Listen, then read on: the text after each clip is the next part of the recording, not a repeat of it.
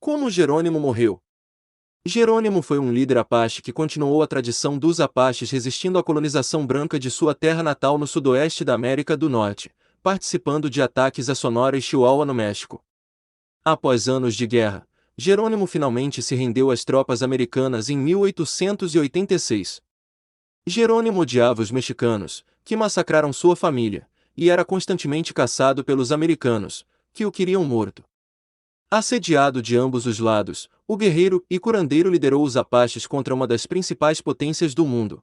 Jerônimo ajudou a evitar uma rendição completa por anos, até que ele não pudesse mais.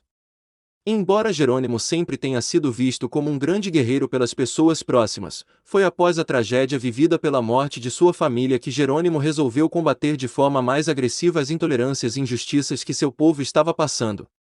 Tudo aconteceu quando sua tribo viajou para uma cidade mexicana chamada Casqui. Enquanto os homens iam à cidade durante o dia para negociar com os locais, as mulheres e crianças ficavam no acampamento enquanto alguns homens montavam guarda. Mas um dia, quando os homens voltaram, todos incluindo a esposa, a mãe e os filhos de Jerônimo foram brutalmente assassinados. Os aldeões disseram a eles que tropas mexicanas de uma cidade próxima haviam matado. A morte de sua família e o subsequente desejo de vingança colocaram Jerônimo em um caminho de batalha e derramamento de sangue.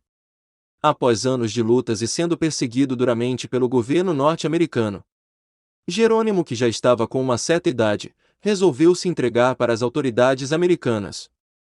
No verão de 1886, ele se rendeu, o último Chiricahua a fazê-lo. A rendição de Jerônimo aconteceu a partir de um acordo que não foi cumprido pelo governo. Jerônimo concordou em se render com a condição de que ele e seu povo pudessem retornar às suas terras natais. Ele estava com 17 de seus guerreiros mais corajosos e um punhado de mulheres e crianças, incluindo um menino branco chamado James M. C. King que havia sido capturado pelos apaches, mas amava tanto viver com eles que chorou quando foi devolvido aos pais. Mas o governo quebrou sua promessa e Jerônimo nunca mais voltou para casa. Inicialmente, ele e seus seguidores foram transportados de trem para Fort Pickens, Flórida, depois para Mount Vernon Barracks, Alabama, até serem finalmente presos em Fort Sill, Oklahoma. Enquanto na Flórida, o governo levou seus filhos e os colocou na Carlisle Indian Industrial School, na Pensilvânia, para reeducação. Um terço deles morreu no internato notoriamente desumano. Em seus últimos anos, Jerônimo foi apresentado ao público como uma espécie de peça de museu viva. Ele tinha permissão para participar de shows do Oeste Selvagem em feiras mundiais, sempre sob vigilância, onde colonos curiosos podiam pagar $1, para olhar boquiaberto o grande líder Apache. Jerônimo foi até convidado a participar da segunda posse do presidente Theodore Roosevelt. Durante uma reunião com Roosevelt na Casa Branca, ele tentou defender seu caso. Ele pediu ao presidente que permitisse que ele e seus companheiros retornassem às suas terras ancestrais. "Tire as cordas de nossas mãos", apelou Jerônimo, com lágrimas nos olhos. Roosevelt respondeu dizendo a Jerônimo que ele tinha um coração ruim, e que ele e seu povo não eram bons índios. Como uma tentativa de fazer com que os brancos e principalmente o presidente entendesse o comportamento indígena que resistência, Jerônimo escreveu e dedicou sua autobiografia a Roosevelt, esperando que ele a lesse e se comovesse com o lado Apache do conflito.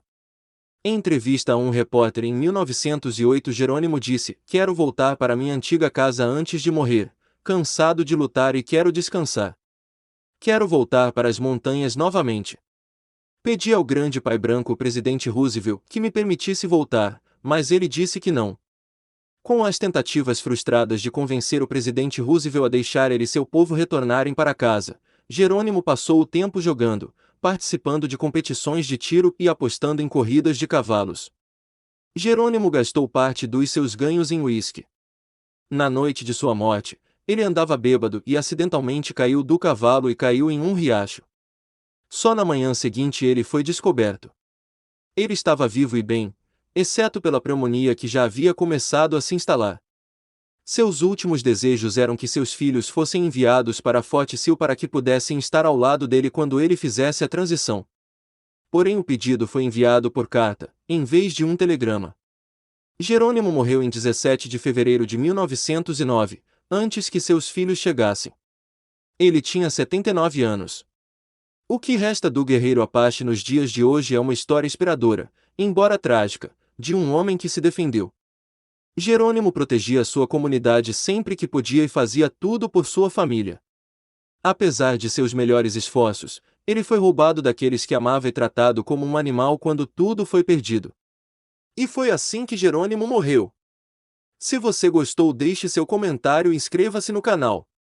Até o próximo vídeo.